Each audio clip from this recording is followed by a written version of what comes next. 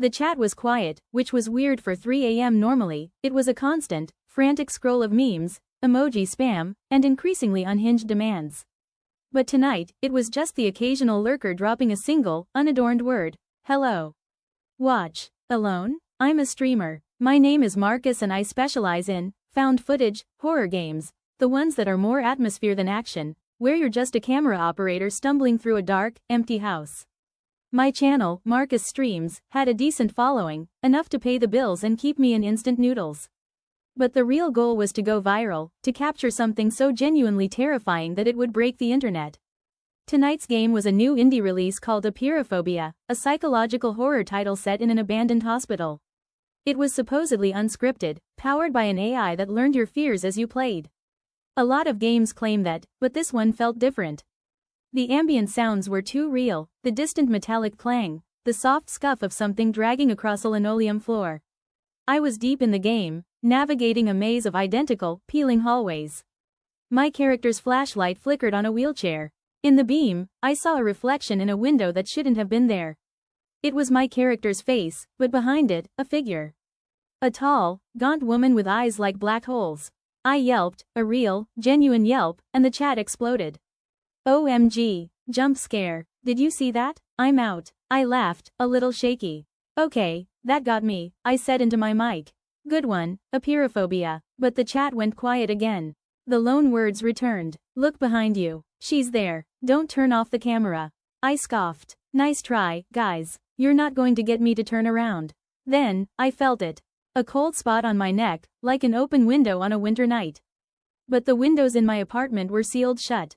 I paused the game, the screen freezing on the empty hospital hallway.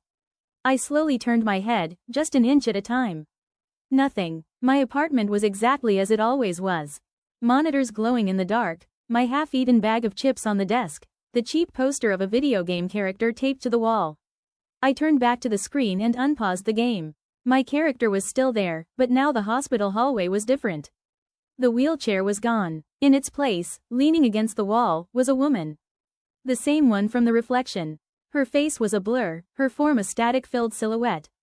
She's in the game, I whispered to the camera, my voice barely a thread. The AI, it put her in the game. The chat went wild again, but this time, the words weren't from my viewers. They were from the game itself. They were scrolling across the screen, a new kind of text-based glitch. Don't look away. I'm here, with you. I froze. I couldn't move my mouse, couldn't press a key. The camera on my face, the one that streamed my every move to the world, was a cage. I couldn't look away from the screen, from the woman in the game who was now slowly, painstakingly, turning her head. Her blurred face was resolving, and the black holes for eyes were becoming clearer, more distinct. They were focused on me. I tried to talk, to scream, but no sound came out.